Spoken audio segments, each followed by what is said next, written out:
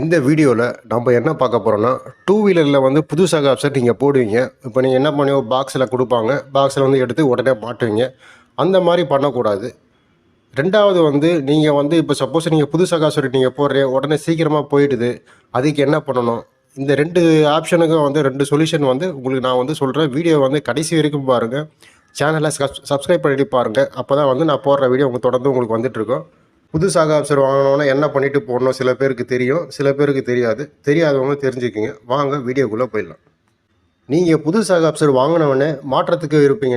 நீங்கள் என்ன பண்ணணும்னா, அந்த புது சக ஆப்ஷனை தலைகீழே, அதாவது ஆப்போசிட்டாக தலைகீழே வந்து நீங்கள் வந்து ஸ்ட்ரைட்டாக வந்து நிற்க வச்சுருங்க. 2 சக ஆப்ஷனும் ஸ்ட்ரைட்டாக வந்து நிற்க வச்சுருங்க.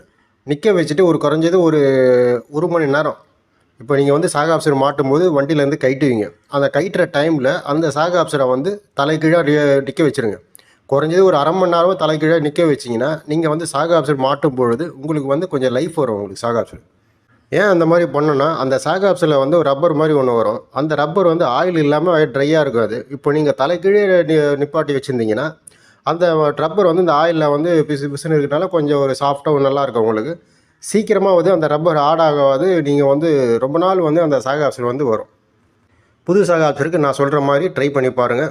உங்களுக்கு வந்து ஒர்க் அவுட் ஆகும். அடுத்து இந்த மாதிரி பண்ணி கூட சில பேர் வந்து சாக ஆப்ஷன் வந்து போட்ட உடனே போயிட்டுது அப்படின்னு சொல்லிட்டு சில பேர் இது பண்ணுவாங்க. அவங்க வந்து என்ன பண்ணால் நல்லா அதை நல்ல ரீகண்டிஷன் சாக ஆப்ஷனில் வந்து ரீகண்டிஷன் பண்ணுவாங்க பாருங்கள்.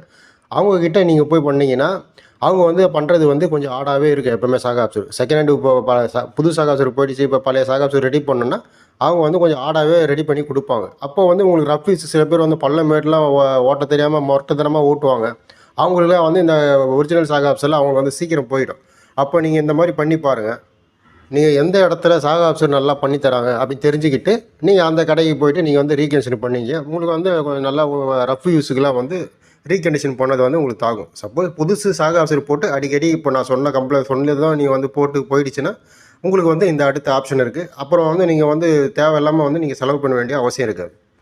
இந்த வீடியோ உங்களுக்கு பிடிச்சிருந்தால் லைக் பண்ணுங்கள், ஷேர் பண்ணுங்கள், சப்ஸ்கிரைப் பண்ணுங்கள், ஃபாலோ பண்ணுங்கள்.